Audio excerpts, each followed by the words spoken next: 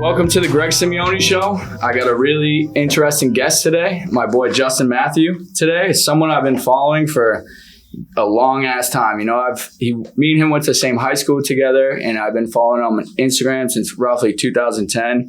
And just to see his growth and evolution over the years with all his different side quests and hobbies, and a bunch of them when she's monetized as well, which I think is the coolest fucking thing ever, is monetizing your hobbies and your passions and making them into something that you can do for the rest of your life. And not only that, but pass it on to more people, pass it on to your kids, pass it on to your friends.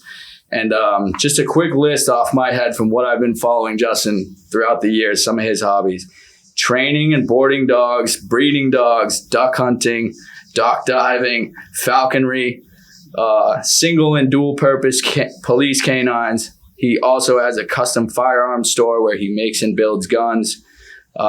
He does a bunch of shoots, like pistol shoots. And also the newest one is Mathieu Farms, where he has pigs, chickens, and cows, and makes food out of them. So again, Justin, thank you so much for coming on, bro. I've been fucking following you for a while, and I'm wicked interested in all the shit that you do.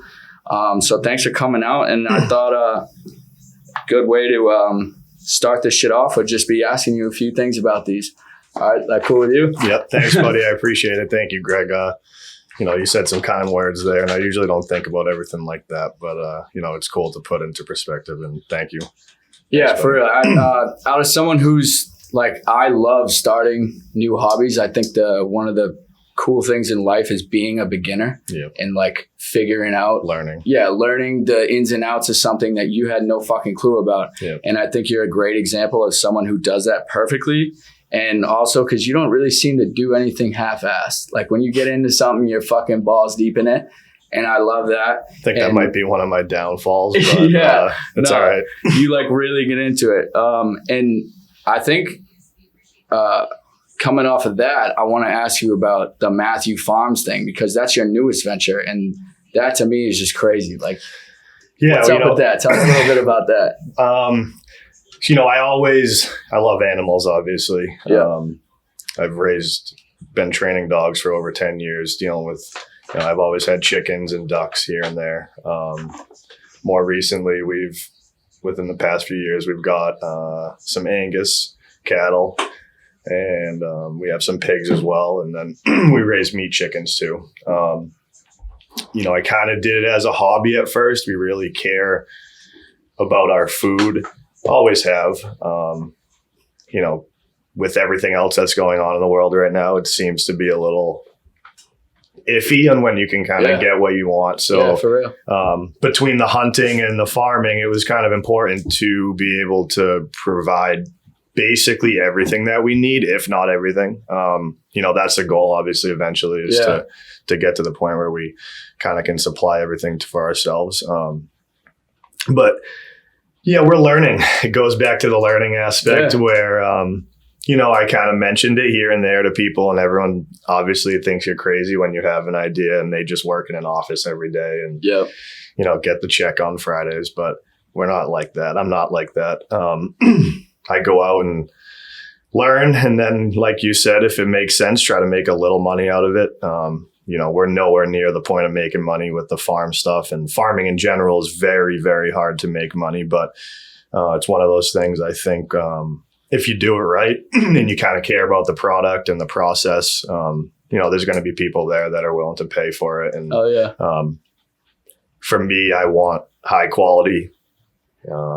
I understand that costs more money. It costs more time, a lot of stuff like that, which some of the people I asked, help from or advice from kind of advised against a little bit what I'm doing, but that's okay. I take everyone's advice with a grain of salt and do my as own. You should, I kind of don't stick all my eggs in one basket or trust anyone. And I also look at the people that I'm taking advice from. That's important to me.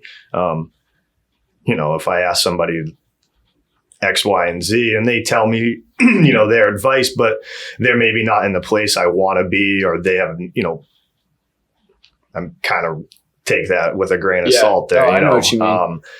1,000%. I try to follow the people that I want to be in their footsteps of, if that makes sense, in their place. 1,000%. And I don't know where I heard it, but somewhere it's like, no one doing better than you is ever going to shit on you. Yeah. Ever.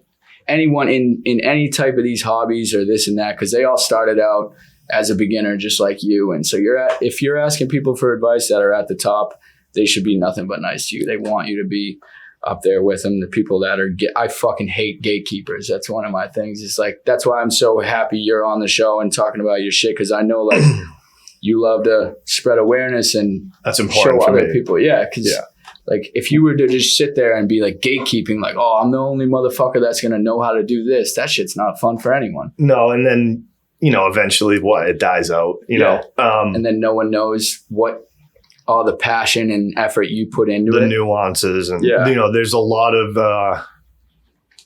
kind of the hobbies or my jobs that I chose or choose to do. There's a lot of ways to do each one of those things. And like you said, it kind of gets passed down from generation to generation, whether it's family members or finding a mentor that's willing to give you that information. Which, you do the right research, you ask the right questions, and then, but that's important to me too, is finding a mentor, like within each one of, whether it was breeding, training, gun stuff, the farm stuff. I think it's very important to have a mentor too, with, or multiple mentors where you can bounce ideas off of, because everyone does it differently. And, again, it's good to have multiple perspectives on each, on each aspect of whatever you're trying to do. Definitely, dude. I love that idea of having a mentor, and at least in the different fields, it's like, these guys have started right where you're started at, and they've been there. Yeah. And then when you're at that point, you have that in your memory that someone was such a good shit to you, helping you out. You want to pass it. Yeah, you want to do that. So like that's the thing with fishing for me this year. It was the first year I was on the water ever. And I can't fucking tell you how many times I walked down to the dock and everyone, hey, there's fish over there, try this, try that. And then it makes you feel better too. It makes you feel better. It's like, hey, these guys are trying to help. I'm going to try and help the next guy. But it's not always like that, unfortunately. Right. I'm speaking in a dystopian. No, you are. But that's what I like to do. Again, it's not always like that, but it should be more like that. Because I've had plenty of times too where it's like, wow, I feel like shit after talking to that person, or wow, that person really discouraged the shit out of me. But again, I think that should be taken as some sort of motivation. I'm fine with failing. I've failed a lot in my life. None of us are perfect, but every day it's like I find myself making a mistake here and there, but it's something to work on. And as long as you don't keep making that same mistake, then you're getting somewhere. And I think one thing like for our age, like that a lot of fucking, I've seen a lot of dudes fucking crash out. I've seen a lot of dudes stray from their morals, this and that, lose everything. And I think the common factor between all those people is that they don't have any personal accountability. Yeah. And I think what you just said, how you said, I fail a lot, I take a lot of L's. It's like, it takes a fucking real person to say that shit. Cause a lot of people just will keep spinning their tires in the mud, thinking the way that they're doing is the right thing. But you have the ability to like step back. Hey, I fucked up. Let's go find a mentor and bounce ideas off of him or her and figure out how to correct this. And so I love that. I admire about that. That about you, dude. That's fucking cool. And that sucks. It sucks to, have to say, wow, I really fucked up there. Or, wow, what I'm doing is literally the opposite of what I should be doing, and I've come to that point multiple times, whether it's, in training, that's training a specific dog. You're like, wow, I should be doing something totally different. Or whether, it's just, the way you're, whatever it may be, bookkeeping and for a business or something like that. There's a lot of things you learn, the farming isn't just farming. You got to take care of the business expense once you turn it into, something that you're trying to make money. So that was another thing I wanted to ask you more about was the farming. Like, what is because I have a bunch of animals too. I'm a big animal lover. What is your morning routine like with those animals? It's probably at least over an hour long, right? Yeah.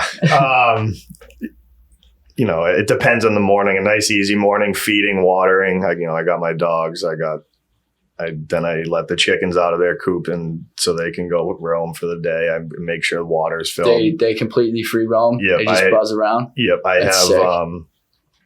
We have about 5 acres, and the chickens and the ducks get to free roam wherever they want. We have a livestock guardian dog because we do have a lot. We kind of live in we don't live out in the middle of nowhere, so we do have a lot of predator pressure. We have foxes and coyotes every single night. I have cameras, and we have literally coyotes every single night. Really? So we have a dog that stays outside, and he's saved us. I've lost a lot of birds. Just the predators are smart. That's why we also, when it goes to hunting, hunting season opens up soon, and we do predator hunt around here because it's necessary. It's whether it's on a farm, we go out to people's farms, or whether it's just taking care of the coyotes there's a lot of them. So it's one of those things. I know some people don't like to talk about it or think about it, but eventually if you don't kill them, they're going to get into the cities, and then someone's going to kill them eventually. Yeah. And it's one of those things. It's, when it's legal, and we try to take care of our animals. And protect you guys are doing it in the right way too. Yeah. I think it's 1,000 times better to keep them out there and keep the population under control than have them all running around the city, which they already are. I think coyotes are actually in every major city in America. They're fucking. We could talk about this probably for a whole podcast itself, and I know I'm sure a lot of people that will listen to this understand. But they're out there, and you see on the news every few weeks in Massachusetts. But now that since they, you can hunt them less in certain towns. You can't hunt them with guns, and then they start becoming a nuisance, and then they hire a federal agency to come in and shoot them. So instead of your local hunter, then your taxpayer money is going to, to guys that are going to be shooting them anyway. Yeah. So it's kind of a weird. Some little Lone Ranger out there with an AK. But unfortunately, it's some dude from the government that's probably never shot the gun twice. You know what I mean? It's like, ideally, you'd rather have the hunter out there that practices all year round. And he's protecting his own hunting lands or farmlands, whatever. That's the thing. For us, it just comes down to, we just protect our animals. So again, we live where there's a bunch of houses, so we can't discharge a firearm regularly like that, or unless it was a super emergency, obviously. But so that's why we have Odin, our Great Pyrenees. Oh, he's a Great Pyrenees. Yeah, he's a big boy. Has he gotten any scraps with them? Yeah, he had. Really, dude, that's sick. I came home probably a month or two ago, and the chickens were being weird, and Odin was being a little funny, and he'll bark if he sees a hawk overhead or whatever. But I go out and I see him kind of in the corner, and then I noticed there was some blood on his paw, and I was like, that's kind of weird, but also not super weird. He'll mess with whatever, a groundhog or something like that if they get in there. And I look, and there's a coyote cornered in the yard. No. Yeah, literally, like he had it in the corner, and he had blood on him. I checked his teeth. He wasn't bleeding anywhere. So blood obviously wasn't from him. And, I had my puppies in the yard 25 feet from where that coyote was too. So it's like, he's not only protecting the chickens and the pigs and stuff like that, but obviously I have puppies a lot of the time. So my puppy, I definitely, I also like to leave. I like to put my puppies outside, you don't want to have them inside all the time. And we live out somewhere where there's, animals. So again, he's 25 feet from the puppies and all the chickens and the ducks, and he had a coyote cornered in the yard. Wait, he was still alive? The coyote was still alive? It was messed up, but it was alive. That's crazy. Yeah, no. So we had to put it out of its misery. I love that, dude. But so that was, Odin's a fucking savage. He's a beast. Yeah. And that was a smaller one, but I've come home and he's chased, I've come home in the morning and he's panting, and I'm like, dude, I know, we have cameras, so I know what's going on. Yeah. You check the cameras. You're like, Odin got into a battle last night. At least chases him off. He keeps them at bay because they're like dogs. They smell. it's like deer or anything. The wild animals are insanely intelligent. They can smell, even my dogs can smell when the coyote enters the yard from 100 yards away, Same, so the coyote can tell when the dogs are out in different spots and stuff like that. But I have I have a kennel building. I got kennels where I raise my dogs, and so some of the dogs I raise for sport and hunting, like they stay in my kennel. We have an inside-outside building. Oh yeah, and, that's so sick. But the coyotes know that the dogs don't leave the edge of the kennel. So like I'll have on video the coyote will be 10 feet from the kennel peeing. My dogs are barking. The coyote doesn't care. Yeah, because he knows they can't get out. Yeah. So it's one of those things smart. where they're very smart. So you just got to be careful having little animals and stuff like that. They're very adaptive too. Very. Another thing I wanted to talk to you about was the falconry, dude. I think what's your thing's name? Buckbeak. Buckbeak. Yeah. Yeah. He's a red-tailed hawk, right? Red-tailed hawk. So tell me more about him, or her. That's fucking wicked cool. So excuse me. So I'm an apprentice falconer, and I trapped buck, which means for the first 2 years that you practice falconry, you have to be an apprentice, meaning you have to have a sponsor. So, I have a sponsor who's been doing it for 30, 40 years. He's been doing it his whole life, basically. Mm-hmm. So he signs on and says it's okay. He says that he'll mentor me. Last year, I trapped her in August. They're usually born May, June, sometimes early July, but usually May and June they're born. So she was just leaving the nest, just learning how to fly. Oh, perfect. So you kind of step in as that mother role? Something like that. Yeah. I'll explain a little bit, but she doesn't see me as her mother. But at some point it's like that, because when they get to a certain point, they don't have a nice relationship with their mother. The mother's eventually like, hey, you can get your own food. Now we're fighting for the food. Yeah. So yes, in the sense, it was like, I am helping you, but we're also, she doesn't like me. We don't have the same relationship, say, with a dog. If that makes sense. I know what you mean. Yep. It's just food only. It's food. It's very food based.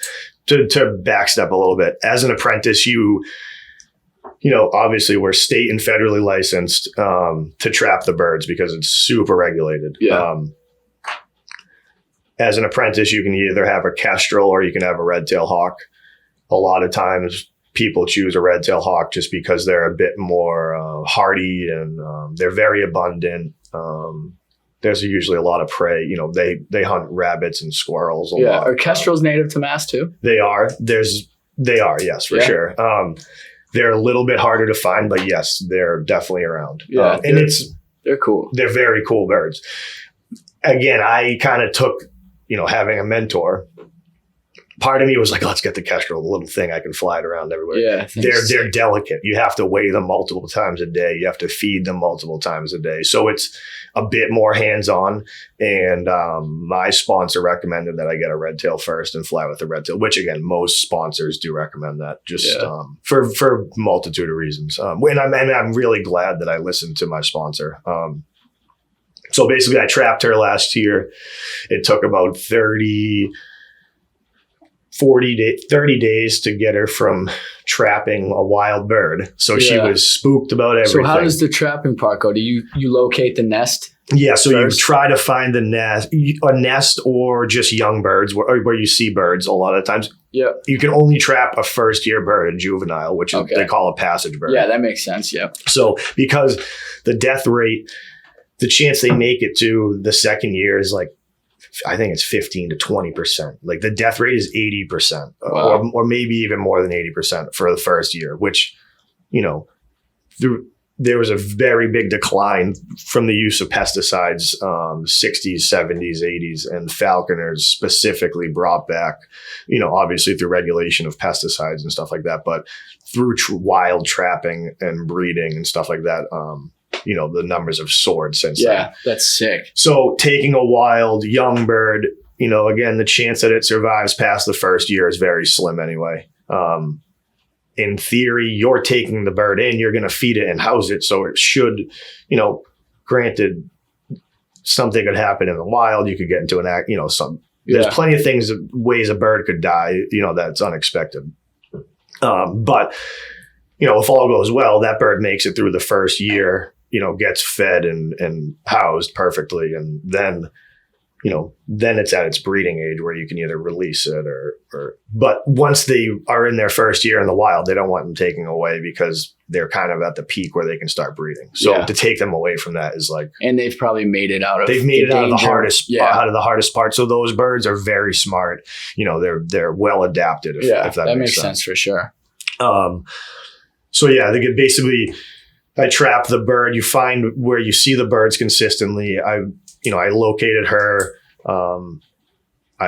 There was actually 3 babies and there was, 2 adults that were around. So there was a bunch of birds at these fields that I frequent. I tried for a few weeks and then I spent a little more, again, like anything, it's all about the money. If you have some, maybe like lobstering or fishing, it's like you spend a little more money on some special equipment, it might help you a little better. Yeah, definitely. So when I was really frustrated, I spent a lot of time. I went out and I spent a little more money on this special type of a trap. I had multiple other traps, but it's like a little bit better of a trap. So I went out at 5 a.m. I set up in the field, immediately heard the bird.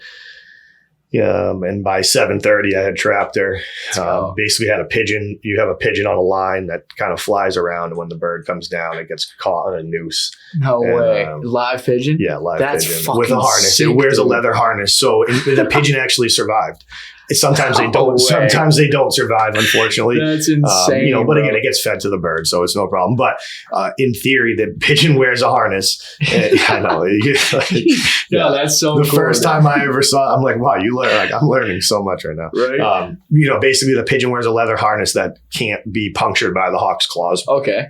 It just grabs onto the harness and then it gets stuck on a noose on the little fishing line that's on the back of the harness. So cool. I know. It's like fishing with live bait. It's literally fishing with like a. That's hilarious. So you rush over and you get the bird, and I took it right to my sponsor's house, and then I basically from 35 days she was flying free. All food motivated. You have to weigh them every day. It's a very delicate. There's a lot more that goes into it. I don't want to get to, but. It kind of complements the dog training thing. It's all food and reward based. You can't correct your bird. You can't get mad at your bird. You can't. It's very black and white. It's very black and white, but not so much for humans, if that makes sense, because we're used to maybe, if your brother or something's doing something, you give him a push and it's like, or you raise your voice. Yeah. Or, you get physical or you get emotional. None of that stuff works with an animal like this. It actually would, if anything, just exacerbate the problem or stress it out. Stress it out or activate their kind of fight or flight mode, if that makes sense. Exactly, yeah. So it's all food based, but that's okay because, the training that I do is reward based training. Of course, it's balanced where we do overlay, corrections and pressure, but for the most part, it is reward based. So the concept is more or less the same if you're using food for an animal and a hawk, except, you're dealing with, the weight you have to. That's why we weigh the bird, because if your dog is too fat and doesn't want to take the treats, how are we going to teach it to sit? Yeah. So maybe for a few days we lower its food. If you got a rich guy and I offer him $50 to come, whatever, like vacuum this one room. It takes 2 minutes. He's going to be like, no, I don't need to do that. Like I got too much money. But if you offer somebody that's kind of looking for some money, starving in the sense of, so again, the reward, it's all reward based, and that's the relationship we have with the bird. So, it's really fun. Right now we're about to start hunting for the season with her. So I kept her. She's over a year old now. So that's another, one more question I had was like, what's the actual purpose of it? Is it recreational hunting? Is it food? Is it pest control? So there are, and it depends who you ask. I'll say that, there are some people that are very hardcore. You have to hunt with every bird that you have, which I understand that. They're definitely not pets. With social media, and this is why I like my sponsor. And, I had another sponsor, but he moved to Utah and I liked him. They're not on social media. They don't, with social media, you can go out there and you find people with owls as pets and hawks. Like not so much hawks, but you see a lot of owls as pets. Owls still fall under falconry, and they're not pets. Yes, you can live with an owl. Yeah.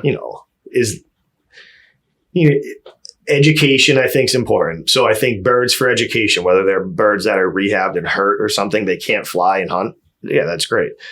I think pest control, I think that's awesome too. I do. For vineyards or, an organic means of bird control or stuff like that. I think that's really cool. And it's a lot more on the West Coast. I wish they brought that a little bit more on the East Coast. Maybe someday. But then the hunting aspect. Per falconry for the license, technically, yes, you have to be hunting with your birds. Okay. And I do think that you should be doing everything you can to hunt with your bird. If my bird gets hurt and she can't hunt anymore, I'm not just going to put her down though. Like, unless I found a place, I would do what I needed to, what was best for the bird. If obviously putting the bird down, I just mean if it had an injury where it couldn't physically hunt, maybe it goes into an education role. Because personally, I think there's not enough education. Falconry is one of those, and it's hunting in general. Like, you don't want everyone hunting. Of course, we don't want everyone hunting. We don't want everyone to have guns. That's why there's good licenses and stuff like that. Same with hunting. There should be some level of entry, especially with falconry, because, it's not just hunting. It's to be able to care for an animal that you're taking from the wild is a very, you need to take that very seriously. Yeah, for sure. And nowadays, again, with social media, you see, if I just post on social media, you just see that quick clip where I'm hunting with the bird. You don't see the 24 hours of the day where, maybe the day the bird's sick or the time the bird has to go to the vet or the time the bird dies. Sometimes people don't see that.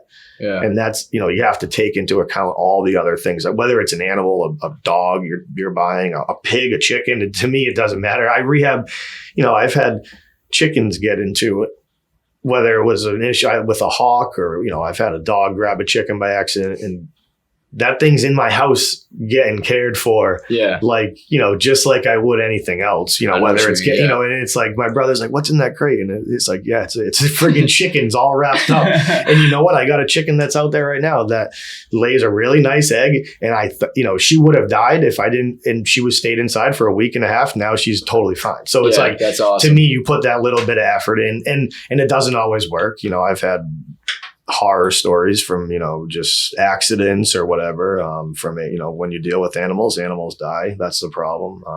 So it's not always rainbows and. No, definitely not. And I'm glad you said that, because the last kid I had on, my boy Maddie's a commercial bluefin tuna fisherman. And one of the things I brought up to him, I was like, dude, like, from the outside looking in, like, I think majority of the people think that commercial fishermen are assholes. They just want to get out there and kill everything. Yeah. And the liberals think that about the hunters too. And I'm not a hunter, but I respect all of it. And I think bringing you on and highlighting, like, this one thing I want to let people know about who don't hunt and fish is that the people that hunt and fish fucking love the animals. I don't know. I don't want to say I care more than somebody else, because I promise you, I think Maddie does too. Everyone that's in this and does. that is what's frustrating, because of course, hunting, you think you're just going out there like, yes, of course we are. We're going out there with a gun and we're killing an animal. Yeah. Like, that is what we're doing, plain and simple. But there's a lot more that goes into it. From raising the beef, it's funny. I've gotten more comments, I think, recently from the beef. I love my cows. We have a group of female cows. Every single one of my cows, even my cows that I buy, or raise, that I know are going to the butcher. Like, I spend the time with them every day. I give them head scratches. I get them comfortable with me. Yeah. I don't give them names. Some of them I do, like, but it's like, but that at the end, when they go to get butchered, I drive them to the butcher. That's as far as I can take them right now. Yeah. I can't do the process myself, but I do every single thing that I possibly can. Because then I can feel what it feels like. And I'm okay with the shitty feelings. Yeah. I am honestly, I'm okay with going to bed at night and having some thoughts like, God damn, like we just dropped off those 3 nice cows at the butcher today. Like, you know, I'm okay with processing that and telling myself, walking myself through the steps of like, it's okay to feel like this, because then, you know, when it hits the freezer and when other people send me pictures of, dude, you have no idea how good this meat is. Like you're, you know, send me a picture of their whole freezer filled. To me, that makes it worth it. Yes, 1000%. Yeah. It's hard for some, but that same person is going to go to the store tonight and buy a steak. Yeah. So I don't have any respect. I keep my mouth shut. Yeah. I just have no respect for people that can't understand that. And maybe I'm being a little harsh, but I've gone through enough death and put myself through enough situation just for the welfare of the animal. It's like, listen, you have the least you could do is understand. You have no process. You have no part in the process besides literally cooking it and eating it. Just be thankful that someone like me, and I don't want to take there's a million other people out there that do this on a bigger scale. And, you know, again, but it was important for me to be able to do this for our close family and friends. Yeah. And because you're an actual animal lover. Yeah. I love the animals. Yeah. That's the thing. It's like, I don't want to go and support somebody if I don't know where the meat's coming from. I came to a point where I was driving to specific farms, and I would still go to those farms. I still recommend them because they're some of my mentors and people that I look after. Because, hell yeah. But at some point, it's like, I have land, I have the ability, like, you know, it was time to learn how to do some of it on our own. Yeah, that's dope. But it was for that reason, because if I'm not going to know exactly where it's coming from, I don't feel comfortable eating it. I truly didn't. And yeah, that's probably a me problem, and I'm the extreme, but that's okay. Yeah. I'm fine with that as long as I can get some other people to realize it's good to support somebody local. We don't make any money off of, you know, if someone said something, I'm like, no,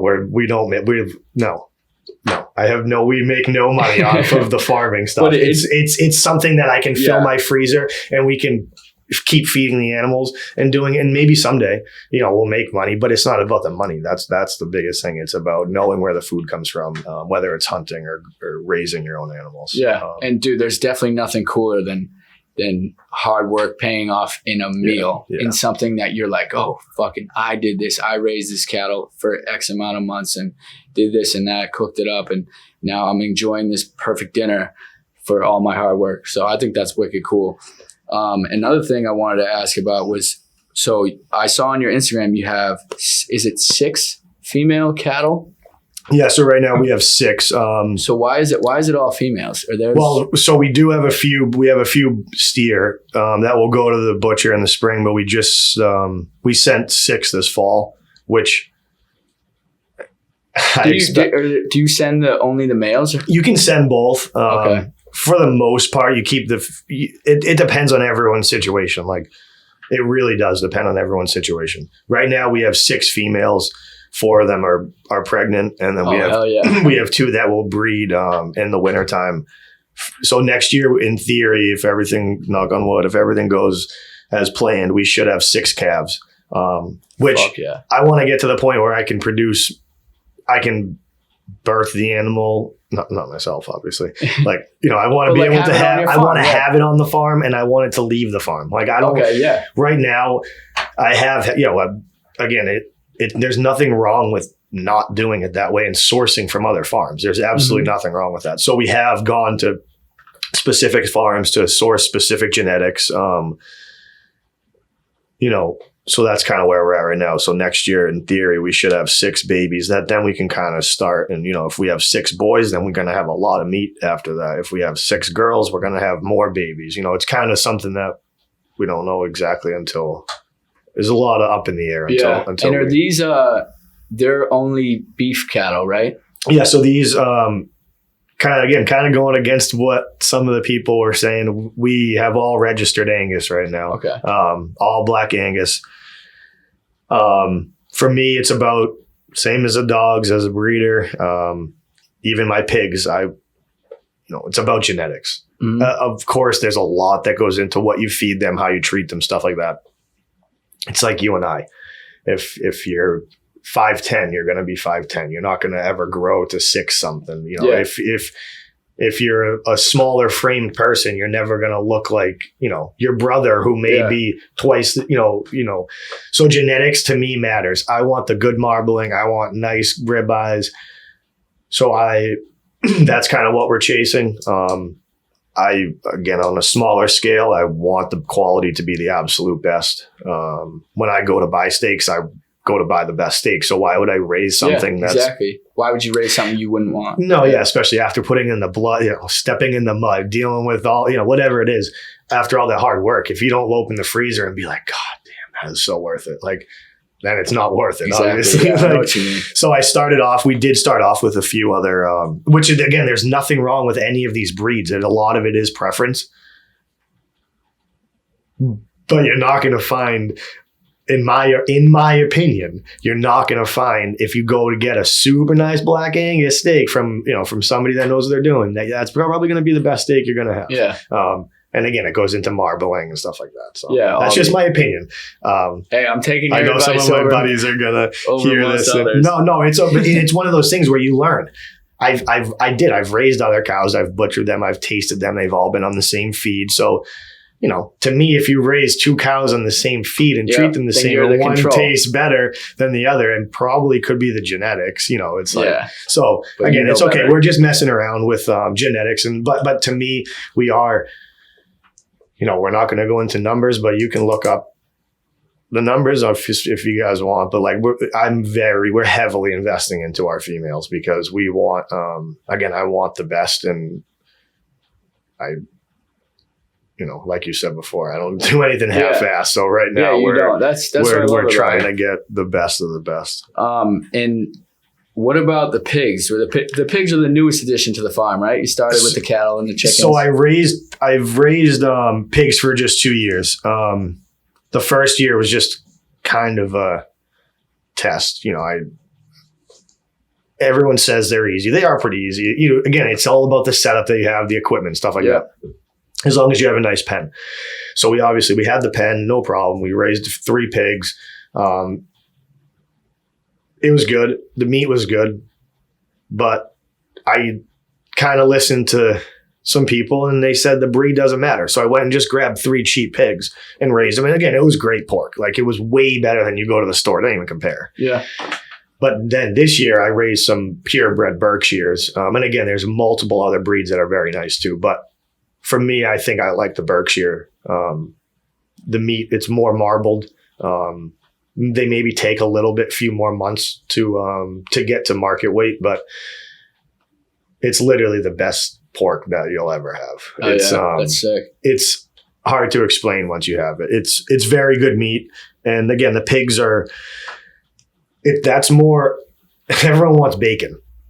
Yeah. You know, everyone's like, "You got pigs, you got bacon." I'm like, dude, you realize how minimal amount of bacon is on each pig? Like, I wish there was just. I don't personally. It's hard to understand because it's just on the rib area. Okay, so it's like the outside of the ribs. Pigs only have 2 sides, and there's only a certain amount of length of ribs. Yeah, and that's only like 10% of their body weight. Exactly. So it's really by the time you smoke it, you're only getting a few pounds. Like, not maybe a few, but 10 pounds of bacon if you're lucky out of each pig. So. Everyone wants bacon. We mostly raise the pigs to eat ourselves. It's a lot of work and they're not cheap because you can feed them bread. You'll find a lot of farms. And again, there's nothing wrong with this. It's more of just what you want in the finished product because the meat is still okay and it's still totally edible. But I'm not just feeding them free bread and stuff like that. Yeah, like we're feeding table scraps and shit. Yeah, like we do feed all that. We feed plenty of scraps. They get fruit. They get they do get that stuff. But I think grain is important to add, whether it's in the cows or everyone talks about grass fed and grass finished. Like I personally think that grain is very important to add in like nice flavoring and marbling. It's locally sourced grain and as best as we can do. But I think, we won't go into it, but the whole grass-fed thing with the beef is all kind of bullshit in my opinion. Especially once you get into see how they're allowed to label stuff in the United States anyway.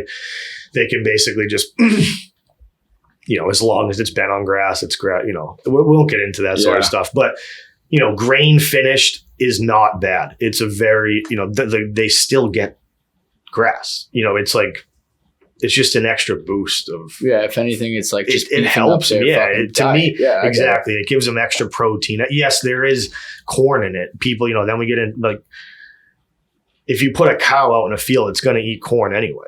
Mm-hmm. So it's not, to me, it's not, if you put a cow out, it's going to go and eat beans and grain. It's going to go and eat that stuff in a field if they were grown versus if you grind it up and put it in a pellet. So what's the difference? Yeah. People say like it's not normal or natural. Like, yeah, it is. If you put a cow in a pasture that's half grass and half corn, they're going to eat what they want. They're going to eat, they're going to go back and forth. So I think it's, the grain costs more, but I think it's worth it in the end. Worth it. Yeah. That's awesome. All right. I want to switch topics a little bit here. There's another thing I'm really interested in is you training the single and dual purpose police canines. That shit's badass, dude. How did you get started in that? And I don't know. How'd you get started in that, bro? That's crazy. Yeah. It's awesome. I train dogs for a living. I started just doing obedience. Well, I kind of started doing bite work and obedience at the same time. I didn't even know this bite work or anything like this really existed. Obviously, I knew there was police dogs, but when I was in California, just had my pit bull. I moved out to California. She was just under a year old. She was kind of nutty, so she actually got me into it. I needed obedience for her. I found a local club, sent her away for training, and then the guys. It mostly was obedience for the first few weeks that I was there, and then all of a sudden one day, one of the guys pulled out a bite sleeve, and they only had pit bulls, so I didn't really put two and two together. But they had trained one of their pit bulls to bite, just a bite sleeve. And again, I was 20 years old, and that was the first time I'd ever seen I'd seen a dog bite someone before, but it wasn't a good thing. You know what I mean? It was like a Rottweiler that when I was little, I was like, this is not good. So I was like, oh my God, they're literally training the dog to bite, but it's controlled. And I'm like, it was so, of course, as soon as I go home that day, I'm online doing research, doing everything I can. This is when Instagram kind of first started. There was not much, if any, bite work on Instagram. Literally none. And not that I would go to Instagram, because back then you weren't going to Instagram to look for that sort of stuff. It was just pictures of your dinner, or smoking a bong or something, I know. Having some beer on the table. So I was in California and I got into it over a course of a few weeks. I was like, Jesus, I didn't realize that you can make money training dogs. And I kind of put two and two together. I called my mom, and I remember exactly the conversation. I was like, Mom, you're going to think I'm crazy. She's like, what the hell is it now? She's literally like, what the I just knew it. She's like, what the fuck? And I was like, I got to get out of school. I was in the middle of a semester at Santa Monica College, graphic design. I go, I got to get out of school at the end of this semester and move up to Northern California to go to dog training school. She was like, it's like pause, and she was like, I'll talk to you tomorrow. She was like, she couldn't take it right then. I'm like, all right, fine. Radical idea. Yeah. So I'm like, all right, call her tomorrow. I said the same thing, and she's like, this is it. She was like, this is your last chance. And I'm like, all right, I appreciate that. I'm like, thank you though for giving me a chance. So I explained to her the situation. Basically, I talked to my other friend that, I had done a little dog training stuff with out there. And I found Michael Ellis online, who's an incredible dog trainer, and he still has his school out there. I found his school, which was in Northern California.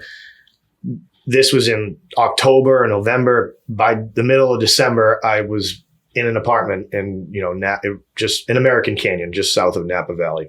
Okay, cool. Getting ready to go to dog training school January 1st. So, no idea what I was getting myself into, besides the fact that I just trained my pit bull in obedience with, some other training company. Yeah. And I had, over the course of those next few months, I had worked with those trainers, and we had been going to dog shows and doing all this other stuff. And actually in the middle of that time, I had gotten a little pit bull that I show.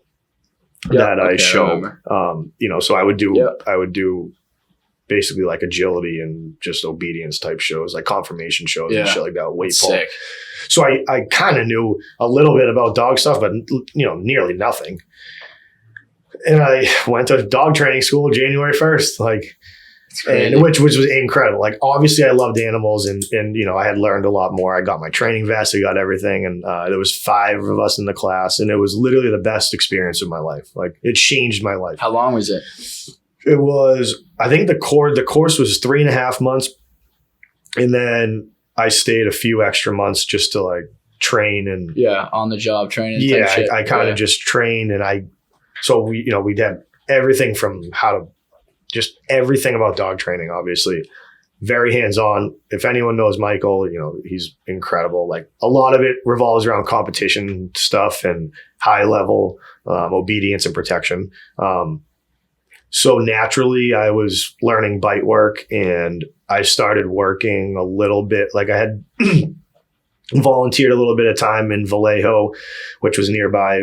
They have like a police training group, a canine group, and just being in the bite suit, literally just getting the shit beat out of me. Like, just getting fucked up. I remember literally just getting the shit beat out of me. Like, and that's, once I learned safely how to work the dogs, because it's not just put on the suit and just start working the dogs. There is a lot that goes into it. If you want to do it the right way, of course, you could get in there and make it Instagram videos. Now you see a lot of that out there where you want to cringe, unfortunately. But I just slowly started doing bite work, compete. I got a Malinois myself. So between the pit bulls and the Malinois, I had a few dogs, and I was competing, doing everything of bite work, obedience, dock dive. Like, we did everything. Yeah. I'm also helping other people raise their dogs, whether it be for the obedience side of it or, raising their dogs in protection work. Then I came back to Boston, and I was just doing obedience, and I didn't really have any connections back here. Obviously, I grew up here and everything, but for dog stuff, I had really no connections back here. Through word of mouth, I started doing some bite work with a few people, and then I got introduced to one of the Boston trainers, and like the first time he saw me, he kind of pulled me aside, and we started talking. And he gave me a great opportunity right off the bat. Like, he put his trust in me, like, which was important. In my head, I knew I was being safe and I wasn't making the dogs worse, but obviously I had a shitload to learn. I came from the sports side of it, where it was like very, again, motivation, reward based, even the bite work, like, of course, corrections and stuff, but it was a lot more reward based. And then I was introduced to a whole other side of it, where it's like old school compulsion, like, if the dog doesn't do it, rip his fucking head off. Yeah. And I was like, oh shit. So it was kind of a good mix, because they had been training in that sort of style for so long, like a lot of other places in the country. Unless you're like a sport doing Mondure ring or French ring or PSA. At that time, a lot of the police and military style training was more heavy handed, like compulsion based. So basically it was, again, make the dog do it. If he doesn't do it, make him do it. Yeah. If he doesn't do it, make him do it. It's like, well, that doesn't always work. Yeah. It's just one school of thought. Yeah. It was which, okay, I get it. Cause they were very successful with the dogs, and with a certain type of dog, police dogs, you can be very successful training, and even other dogs. Like, you can be very successful training that way if you know what you're doing. But to me, I didn't train that way, and I didn't need to train that way. It was a perfect time. I came back here. I was raising a dog myself in the system that I knew. So using rewards, using everything that I would tell you to do, so I could then demonstrate in front of the cops or whoever, the trainers, whatever it was, instead of me saying, hey, blah, blah, blah, and then being like, okay, dude, you're a kid. Like, shut the fuck up. Like, how do you, I've been doing this for X amount of time, which is how it is, especially in the police world. Dude, we've been doing this for 30 years this way. It's like, well, that's why you guys suck at it still. Yeah. And I hate, I'm just a civilian 21-year-old kid. Well, granted, I just took some advice from, one of the best trainers in the world, and watched them for a long time, deal with a lot of different dogs, on the highest level. So to me, I knew I was confident in what I knew, and by no means, overconfident, because I was still learning and I knew that. Yeah. But I was able to show them other ways, and it really opened a lot of their eyes to see like, okay, we don't have to be so heavy handed. Okay, we can praise the dog, so it was really good to see over the course of those first few years. I came back here and started working with a lot of local departments and, raising my puppies and sending them to local departments. We were able to implement like a lot more reward-based stuff. And now you see it all across the board. Like Really? If you're training heavy-handed, even as a police officer in this country, you're doing something wrong. There's plenty of info out there with social media and everything right now. That's so cool that you brought like that new I don't school want to thought say I brought over it here. by any means, because there were other people that were sport people around here, but it was like, I wasn't going to do it their way.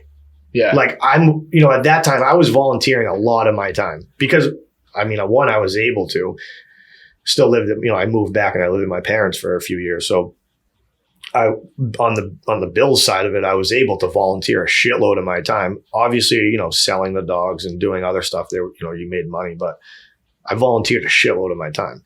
And if I'm going to volunteer my time, we're going to do it my way. If I'm working your dog, like I would literally walk out if someone told me to do something that I would think was wrong. And not because of arrogance. Yeah, it's not that. It's just, I'm not going to do what's wrong for the dog. And eventually over the years, like, I was trusted enough. I would run the training, I would do seminars and stuff like that for the cops, and which it's important that the trainers of the, every area has a trainer, and whether it's a town or the city or, Boston has a training group. There's like over 100 dogs in it. That's sick. Dogs all the way from like friggin' Dartmouth all the way up to in New Hampshire. So, the head trainer is friggin' awesome. And he's never told anybody, don't go to other trainings. Don't go, he encourages people, hey, go to this seminar, go to that seminar. Yeah. He's very open about that. Well, of course he has his ways and but he's very open about go and learn. Not like my way is the only way. And in my opinion, I don't want to name his name, but he's probably one of the best, if not, of course, there's a few others like in LA. And he's probably trained more police dogs than anybody in the country. Oh yeah. That's sick. And he's the head trainer in Boston, and he's very underappreciated by those guys and, by the community. By everyone. Like he busts his ass, and, again, the dogs are very successful because he is open to new training ideas, and he knows he works his own dogs, and he kind of competes with his own dogs, but he helps people compete, and he's always at training, watching at seminars. So like to me, as the head trainer of a group, he's doing exactly what you should do. It's obviously hard to get 100 and something dogs on the same page. Yeah, definitely. But that was important for me, is like, wow, okay, at least we're able to make a little difference and implement, whether it be an e-call or the way that we out the dog or just obedience, showing them, hey, that you can have very good obedience with a dog that wants to kill somebody. And you probably should. Yeah. Hell you probably should. Like, what the hell are you going to do? He should be the most fucking obedient dog if he's going to go fucking bite someone. Yeah. And that's how I came from it. Is like, obedience first, where sometimes in the police world it's like they're a little bit too crazy. Like, it's literally like it's hard because I think about it would be like it is a weapon, right? And you want to have your safety on it at all times, and you want the holster to be a good holster. Yep, which is you yourself. Yeah, you want to be able to control the fucking thing. Yeah.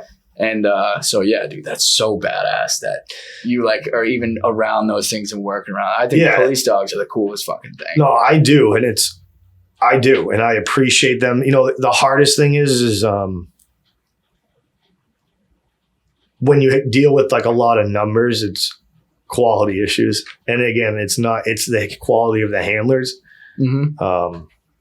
It's frustrating when you deal with people, and I bust my ass. I show up and I'm in the bite suit fucking 8 hours a day, working the dogs for literally 8 hours. Like, these dogs get X amount of reps. Sometimes we would have 40. Like, my buddy came in from the West Coast. He came in for a week. This is hilarious. He came in for a week, and we just worked the police dogs and stuff. And one day I brought him, and there was a lot of dogs. It was probably 24 dogs or something like that at class. And he goes, we're going to work all these dogs. And I was like, dude, yes. And we literally went through them multiple times and he was throwing up and shit. And I'm like, and honestly, that put it into perspective for me. Of course, I was tired of shit, but I was fine. Like, yeah. And my buddy, my other buddy that was here, he goes, dude, you work your fucking, I'm like, dude, I know. Cause I thought he was going to be able to handle this. Like, he's over here dying. Like, that's so it's frustrating when I'd put in that sort of effort and the same handler shows up week after week and we're working on the same fucking thing. Mm-hmm. It's like, dude, you're the one that's going to die. Yeah. In theory, like I'm not going to get hurt if your dog fucks up on the street. I literally care about you and your dog. That's why I've been trying to help you. But if you show up every fucking week and it's the same thing that I know you haven't worked on that I've said to work on, how can I help you? Exactly. And then I just get tired and like pissed off when I leave, being like, fuck, I didn't know. And then I think it's my fault. Like, did I not do the right thing? Did I not say the right thing? No, it's like, no, it's the fucking handler's fault. They're stubborn. So it's just as much as the police officers being trained to handle the dog as you are training the dog. Yeah, and that's the problem. That makes sense. I mean, they want to be fucking on the same page at all times. They need to be. Shit. Yeah. It's, That's wicked. So dual purpose, does that mean you train drug dogs too? Or just so the single purpose, like I raise the labs and breed the labs for just the detection. Drugs? Yeah, drugs are bomb. Sick. And then, this dual purpose would be apprehension, like bite work and tracking, and also detection too. Have you ever raised any bloodhounds? Never. No, that's a cool one. I'm not super. Quincy just got one. Really? Yeah, I'm not super into it. I won't get into bloodhounds, but it's different discipline though, right? I mean, it kind of is. But I would put any of our labs against a bloodhound tracking. I'm just going to sip my water after that.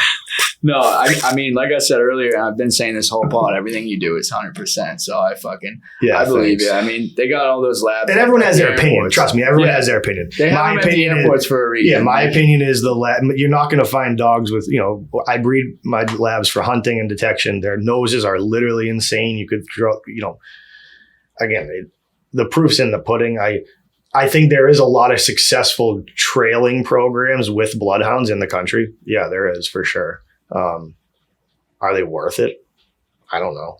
Like if you look at the numbers, I don't know. I'd probably say a lab that can do the same tracking, trailing type stuff and, nice detection is probably worth it. But everyone has their own. Yeah. I wouldn't be opposed to ever working one. I think it would be cool to see the difference because they're totally different.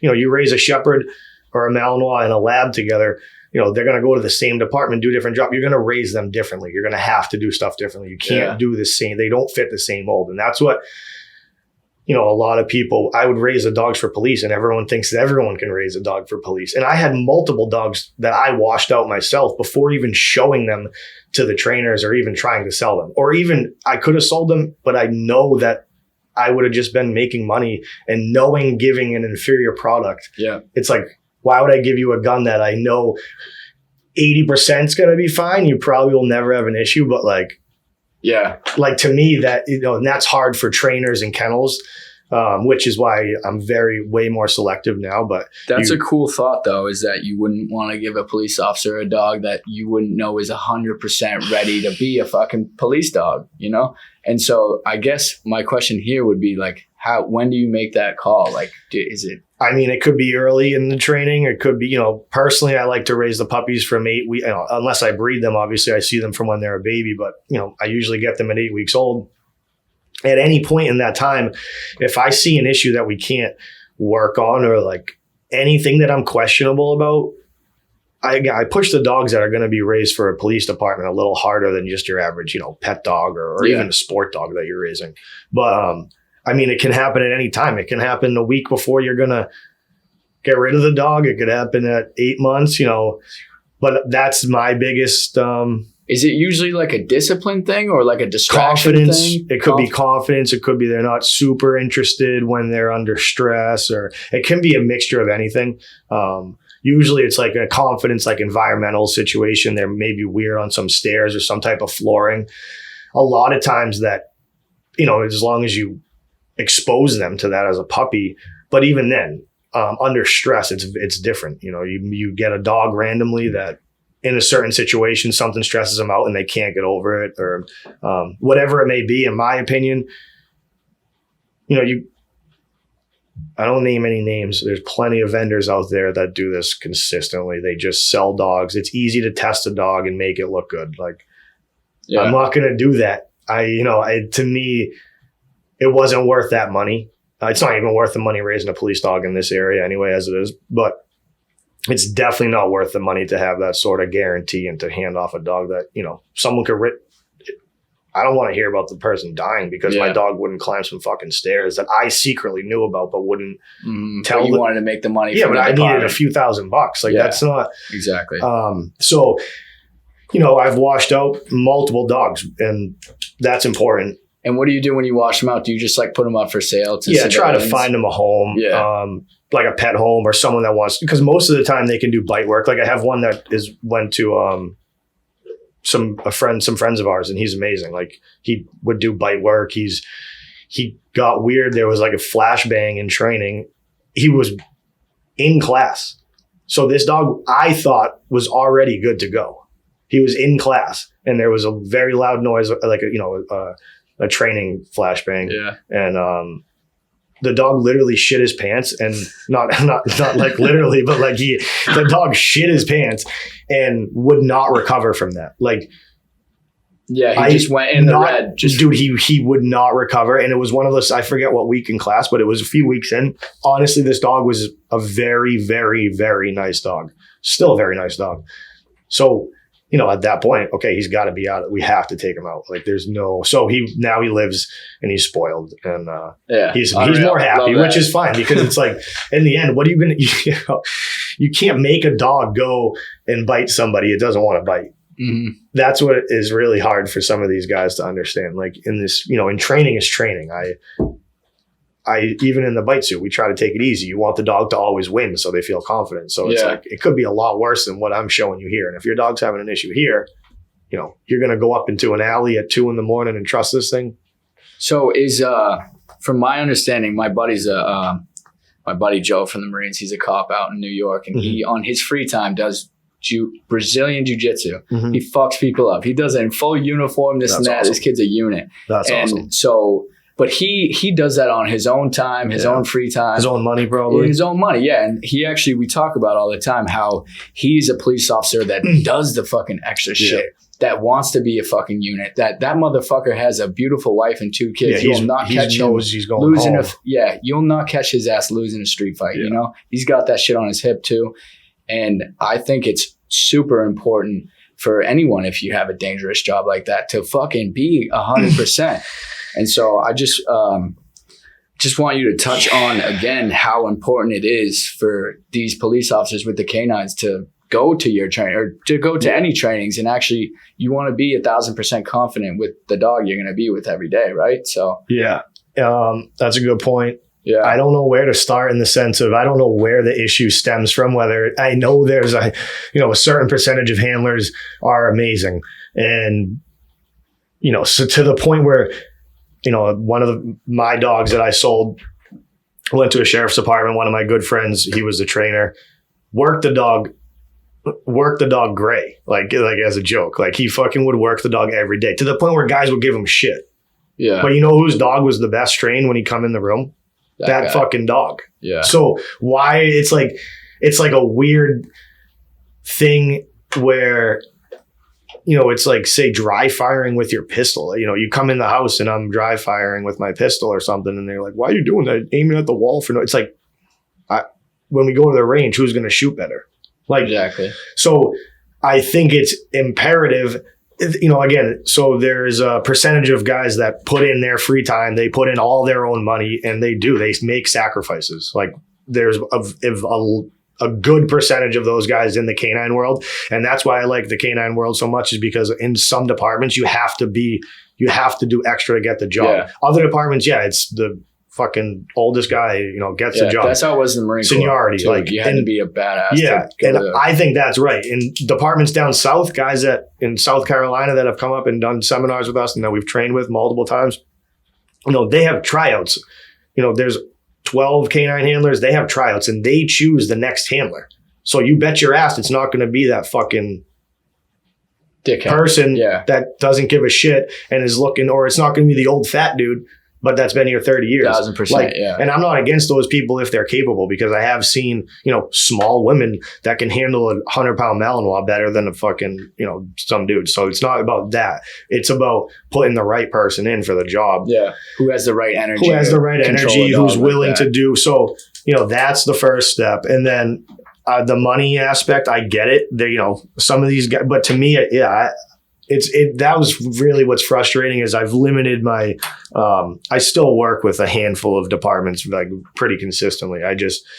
The amount of time that I would donate is like, I've cut it down a bit because if you're not going to put in the effort for yourself, why am I going to put it in for you? Yeah. 1,000%. Like, you don't want to be doing after work for them. years of doing that, literal years, and hurting myself and physically fucking getting punked. Dude, I've been bit on every single limb, and then whether it was an accident or I was pushing the limit to help the dog or whatever it was. Like every dog trainer, you get bit, but it's like I literally put myself in danger for some other dude that doesn't even care. Like that doesn't even make sense after a while. So I think at first I was caught up in the this is so awesome. This is, which it is, but it's only awesome if the person on the other end is going to also put in the work. So, I know guys are busy, but like it doesn't make sense to me when your life is literally on the line. Again, it's in the line. It's not my life. And if anything, there was conversations we would have to have with some cops, some of the handlers, and they were open to it, which to me that's the first step. There were a few guys that's like, okay, well, if we come to a situation where at middle of the night, the stair, it's steep stairs and there's no lights, we're not going to send the dog. And I'm like, okay, good. Like, that's fine, because there's other tools in the toolbox to deal with a situation like that. You don't need to send the dog if the dog's not going to work. Why would you deploy a taser if you know it isn't going to work? Just hold the taser back and let's figure something else out. Mm-hmm. So that was another thing. Everyone with a dog wants to rush in. Like, okay, let's evaluate the situation. And of course, there's those times where you got to deal with it and just go. But, most of the time with a dog, you get to a threshold or you get to a certain area, you can kind of evaluate. And if your dog isn't going to, I don't think a dog should be on the street. If you get to a situation, you have to decide that. But unfortunately, the world that we live in, there are plenty of dogs that will not execute every task that they're going to be asked. So I think at a minimum, be realistic with yourself as the handler and say, okay, listen, guys, this is the time that we don't let my dog go in, because I don't know what's going to, it may not be right. Yeah. So it's like, okay, let's just chill and deal with something, like, find another way. Like, so I think that's important at a minimum. It's a tough, if you're not willing to put in the effort, can't help you. Yeah. Unfortunately, 1,000%. Like you said, it's like, you can give those guys free jujitsu classes. I know multiple places that offer free jujitsu for cops. You know how many people show up? Like 3, like you said, it's the same guys. Going. Yeah. It's the same guys that go every time. It's like, so that's what frustrated me a little bit, is when I'm putting everything I can on the line, literally exhausting myself, hurting. Like, I just expect you to care. Yeah. Like, I'm not the one getting shot at. You are. Another thing on the training, do you got, I know you obviously do the bite work and detection stuff. Do you ever do any like mount training, like urban, like in a building type shit where like you're clearing rooms with the dogs? Yeah, a lot of that. Really? Yeah. So, I mean, I've done every work. Regular patrol dogs pretty much do that in class too. Obviously, and then there's like the SWAT or the special teams dogs that'll do a little bit more and shit. That's sick. And honestly, we teach every dog how to clear a room. Like any of the dogs that do bite work will clear a building. Which that's the fun stuff. But to me, there's a lot of others. Don't get me wrong. That's the fun stuff. To get down first before you get to that. 100%. And it's like, but to me, those are the fun days. Like, dude, I've had so much fun. I got videos of me. You got the sim guns, and we're just blasting the dudes because they take a corner and don't even pay attention. I'm like, bro, like if this was a real gun, you'd be dead. Like, so, but for me, it's fun. One, I get to practice because I like guns and I like shooting shit anyway. So I'm like, I get to, but then you get another cop that comes in and puts you in a fucking pretzel because he takes it serious. And I'm like, good. I'm like, thank you for putting that effort in. I'm like, that you just fucked up my shoulder. But I'm like, you just did the scenario the way that we were supposed to do it. And, you probably learn something. Like as and opposed to sim rounds are cool too because they're not. They don't feel good to joke. No, they don't feel good to get hit. It definitely hurts. Like more than a paintball. And they'll usually just send the cops in with glasses and nothing on their face. So I aim for the face. Like dude, what the fuck? Headshot. Got this fucking German Shepherd hanging off your neck after that. Yeah, but that seems. But to me, training has to be, whether it's literally. That's obviously the crazy part of it that everyone likes, and the videos are fun and stuff. And again, I like that sort of stuff. But there's so much more that goes into it. Like you need to have that same dog that can also go to the Boston Marathon and do a drug search all day. Yep. Instead of thinking about biting every single person that walks by. Yeah. So that's a great point. Or you got to go back and forth. Or like 1 minute, you're biting someone, and then the next minute you got to do an evidence search outside for the shell casings. Like, to me, like in a field has to find right one little bullet. Dude, out on the street, anywhere. It's like, so to be able to go and switch on and off and the dogs are very capable, but the dogs in the training, the handler, it's important to be able to go from task to task without, that's too cool much. how versatile they are. Dude, the dogs are insane. The limit is the limiting factor in the duo is the handler. The dogs are always way more than capable than anyone, that's thinks, wicked cool. which is incredible. Like another thing I wanted to, probably the last thing I'll touch on, even though you probably still have a million pages of shit this you is do, good. bro. This is good. I love all your side quests, but one of the coolest ones is the Mathieu firearms. How did that come about? Yeah, so FFL, right? Yeah. So we have an FFL SOT. And could you just explain what that actually is, even to myself and the viewers? So we have a federal firearms license. Well, I'm the federal firearms licensee. So is my brother. And we have a shop in Raynham, Black Dog Outfitters. Come by if anyone. Shout out Black Dog Outfitters, So we have an FFL SOT, which is a special operations tax, meaning we can possess and manufacture suppressors, machine guns, short barrel rifle, like all the good stuff. I've always been into guns. I got my concealed carry permit when I was 21.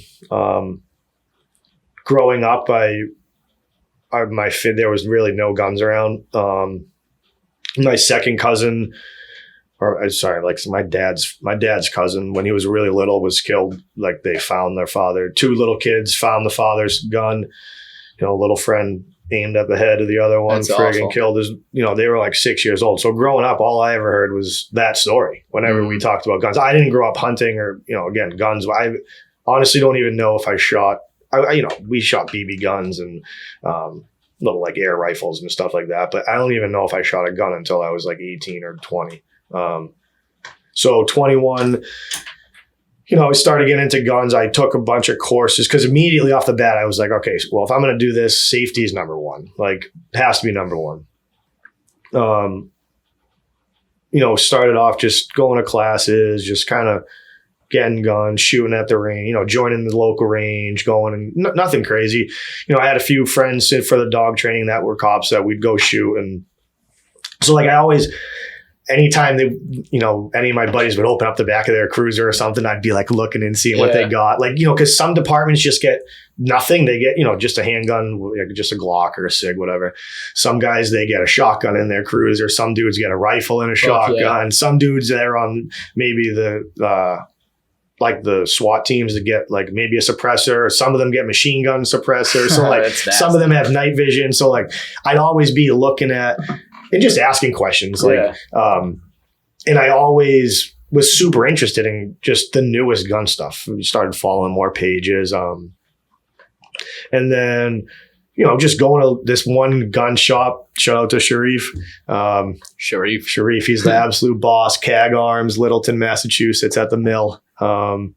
He's an incredible person. He has a gun shop. He's very well educated in law and firearms. And, him and another buddy kind of pushed. He was like, hey, just get an FFL, get an FFL. Because as you know, Massachusetts, the gun laws suck. It's definitely tough and it's safe. For sure. We were buying pre-ban this, pre-ban that, pre-ban Glock mags. Like, we got pre-ban AR pistols, but it's like, the hell are we doing? Yeah. So looking more into it, this will be our third year. a few years ago, I said to my brother, I'm like, let's open up a gun shop. He was like, you're an idiot. Like how, like he's, you know, everyone, of course, as I have my great ideas in my head, everyone else is like, you're a dumbass. Like, okay, I'll do it. I'll figure it out, but don't worry. I'll put you on the sheet. So when we get it, you can get it too. So I print out everything. I'm asking my buddies. I fill out the paperwork. My dad helped us a bunch. My dad's a lawyer, so he went over all the, he helped us with the paperwork. I didn't want to send something in and be messed up. So either way, if I didn't have him, luckily he donated some of his time. I probably would have went to get some legal advice from somebody else, just to make sure you got the forms filled out. And anyone can do it. You need an industrial space. That's the biggest thing. Is you need, your building or your address has to be at an industrial space. So we rent some space for my uncle in town. We got like a little warehouse space and a little shop area. Unreal. And sent in all the paperwork, and it's kind of it. It's just a shitload of paperwork, and it's even more paperwork once you get the license and everything. So now if we're real small. I just do it part-time. So what is your actual specialty over there? Like, I know I have had a few friends that have bought guns from you, and they're all fucking wicked cool. And like you were saying earlier, is that you love all the tech, the gear on it.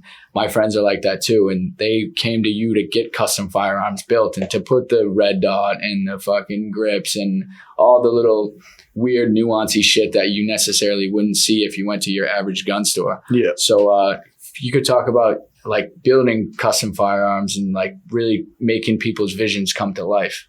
I think that'd be cool. Yeah. I think, for me, as soon as I get something, I'm looking into how I can make it better or what I can do to make it better for me. Maybe not necessarily better, but better to suit me, whether it's my truck or my, anything in my life, I'm always like modifying a little bit. So naturally, I always, like you said, you go to gun stores around here and they're kind of old school. Like you got a bunch of lever actions, a bunch of 22s, like you got.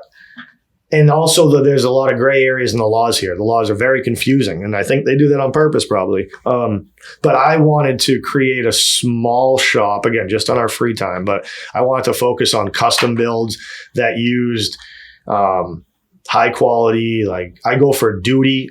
They kind of say duty rated, but I like stuff that is, hard use. Like even if you're not going to use it hard as say a military or police officer or somebody that, uses it very hard, I want that sort of quality in the parts. So we use a lot of all quality parts. I'll get you anything you want. I don't recommend anything cheap or anything okay. I'm always going to recommend, top of the certain line brands, Sons of Liberty, Knights Armament, LMT, Geisley. There's certain brands that I like to use and recommend to people that it's worth the money and the quality and stuff like that. Red dots, lasers. Again, we got suppressors. I've outfitted. I try to work with some of the local law enforcement guys and upgrade their stuff because a lot of times it's outdated. And the goal would be maybe get a few contracts and for some SWAT teams, update their stuff. Sick, I like the machine guns and the suppressor side of it because it's updating their whole armory. Yeah, I like that. I'm all for the police.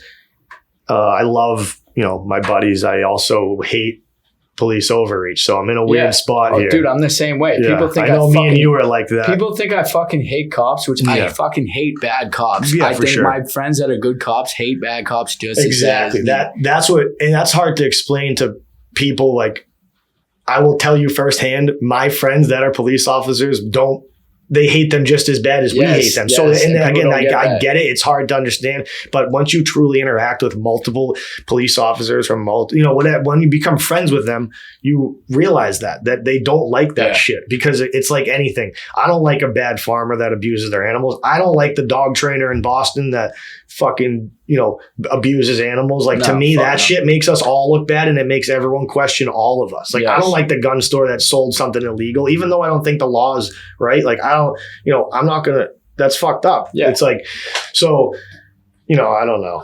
No, I think that is a great point because you and me too are both, that's why I'm in a decent following on social media. And when we post shit up and we get people say and think we get like stuff. a little I know I definitely get fired up about some shit, and people will be like, "Oh, Greg is all this, all that." It's like, dude, it doesn't have to be one or the other. Yeah, I learned in the Marine Corps, you don't respect the man, or you don't respect you don't respect the rank, you respect the man. Yeah. And it's kind of the same thing I applied to cops. It's like, I'm not respecting that badge, Yeah, but if you're a great person, yes, of course I'm going to respect you and do whatever. But if you're a piece of shit, you putting that badge on doesn't make you any better of a person.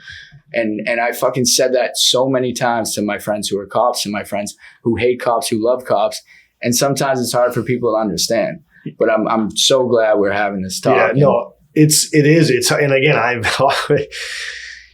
not for more laws. I'm not for more government overreach. All that shit is literally what I hate. And but I know, everyone's like they're going to be the first. Like, no, they're not. The people I know are good people, and they're going to be the first ones that are on our side, whether it's anything. So yeah. I'm in a weird spot where I want my buddy that has to go deal with the thugs and drug dealers to have the absolute best shit that he could have. But I also don't want them to use that in an overreaching situation. So it's like, but it's one thing or the other. You got to kind of pick and choose your battles. And I think we live in an area where,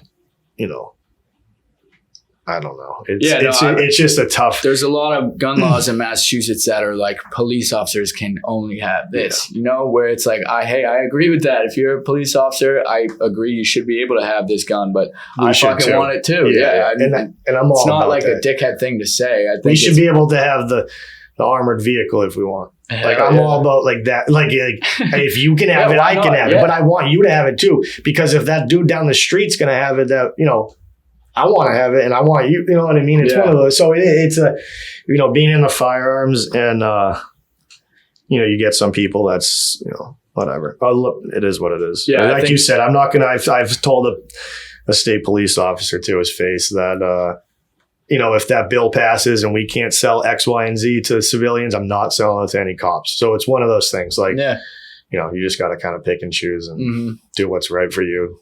I mean, that would be crazy overreach. What's it called? Bill HD 240? They just, as of yesterday, June, I think the 5th.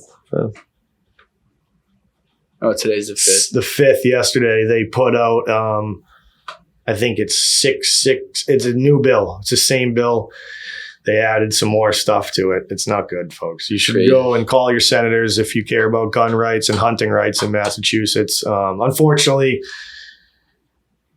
we don't, the statistics are out there. We don't live in a safe place. If you you look on the news, Boston every night, there's shootings every night. It's one of those things, they're pushing the envelope and, I guess we'll see what happens, but I think that's a great point to hit on too, because like you were just saying, you're into, our common ground is we're both into guns, right? And we both have a million friends that are also into guns, but you love to modify them and make them cool and this and that. Whereas me, everyone who knows me knows I'm a cheap fuck.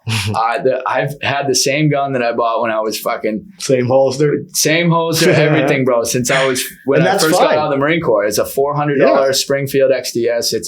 I got baby hands, so it's fucking tiny. Puts it right on my hip every single day.